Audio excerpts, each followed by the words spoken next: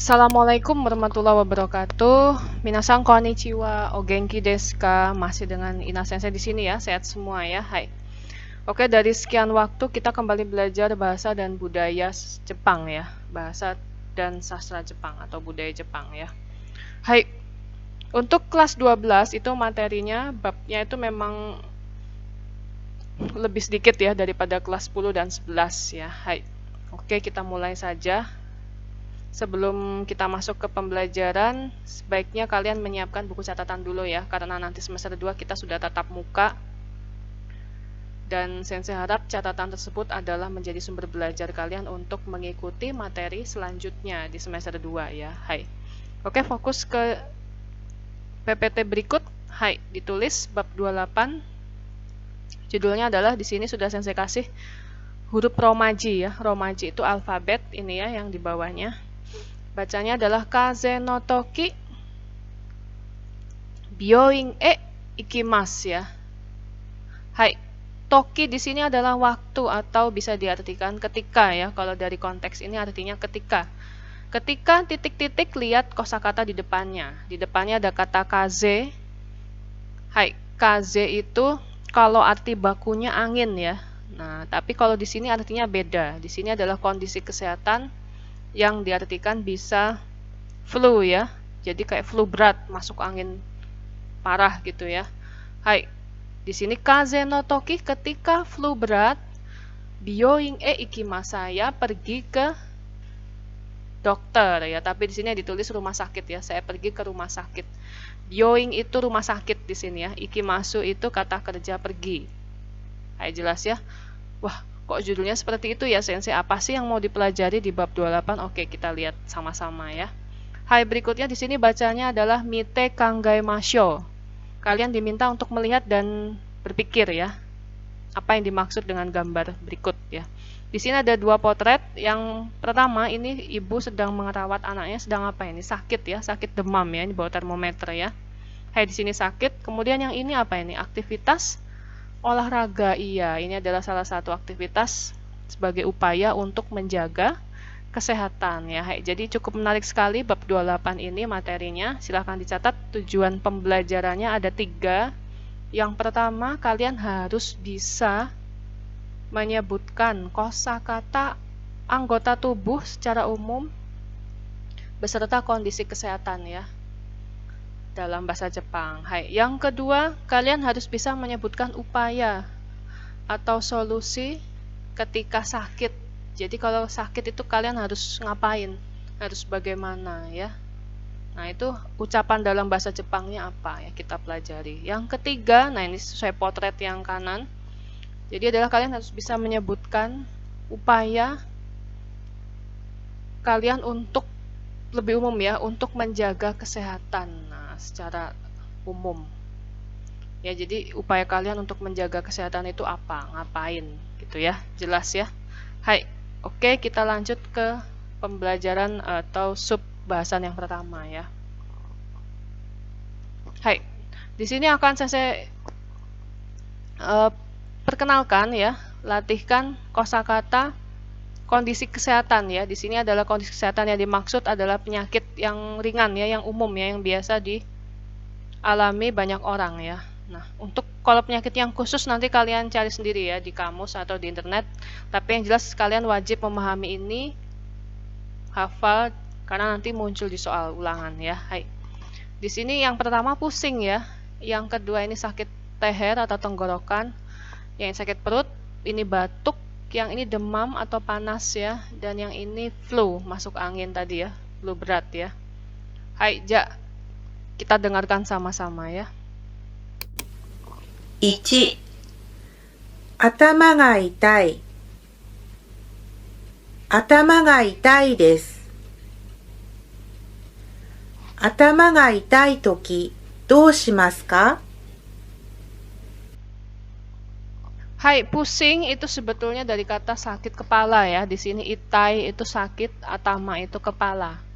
Jadi pusing itu bahasa Jepangnya atama ga itai. Jelas ya. Nah, tadi ketika kalian perhatikan, dengarkan tadi kalimat yang terakhir berbunyi atama ga itai toki doshimasu ka? Nah, itu kata tanya ya, berakhiran ka. Atama ga itai toki, apa tadi artinya? Ketika pusing, lalu pertanyaannya doshimasu ka? Doshimasu ka itu apa yang harus dilakukan ya? Si mas itu melakukan, do itu bagaimana? Apa ya? Nah, bagaimana atau apa yang harus dilakukan ketika pusing ya? Hai, berikutnya sakit leher. 2、喉が痛い。喉が痛いです。喉が痛いとき、どうしますか？ Hai, kembali lagi menggunakan kata itai. Itai itu sakit ya. Nodo itu tenggorokan atau leher ya. Hai, jadi sakit leher atau tenggorokan itu bahasa Jepangnya nodo ga itai. Radang ya. Nah, ini nodo ga itai.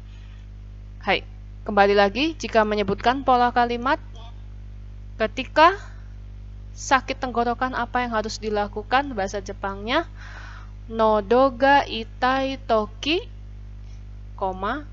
doshimasu ka, itu ya, doshimasu ka. Hai, jelas ya. Untuk nomor 3 sakit perut langsung saja onaka ga itai. Hai. Nah, ketika sakit perut apa yang harus dilakukan? Ya, onaka ga itai toki doshimasu ka, itu ya. Kemudian batuk itu seki ga deru, dari kata demas ya, yang diambil bentuk kamus ya, deru. Nah, kalimatnya jadinya seki ga deru toki doshimasu ka, itu ya. Ketika batuk apa yang harus dilakukan?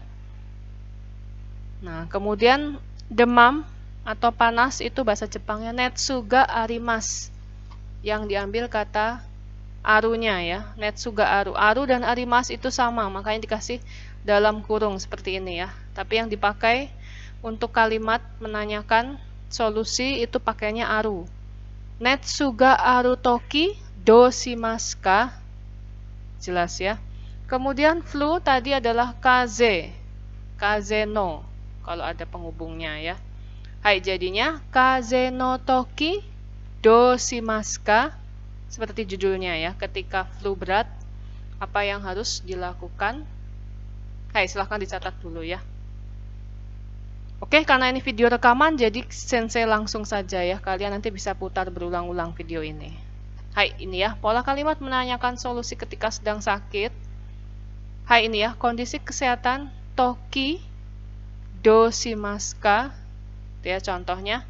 Atama ga itai toki doshimasu ka? Ketika pusing, apa yang harus dilakukan? Jelas ya. Kalau masuk angin tadi, kaze no toki doshimasu ka? Jelas ya. Hai. Hai, ja, sekarang kita masuk ke anggota tubuh. Anggota tubuh itu banyak ya. Nah, yang kita akan sensei ajarkan ada yang umum-umum saja yang di luar ini ya. Hai, silakan lihat gambarnya ada berapa ini. Wow, banyak sekali ya. Hai. Yang pertama, kepala ya. Nomor 1 kepala itu bahasa Jepangnya apa ya? Kita dengarkan sama-sama. 1、頭、頭。2、顔、顔。3、口、口。4、手、手。5、お腹、お腹。6、足、足。7、目、目。8、耳、耳。9、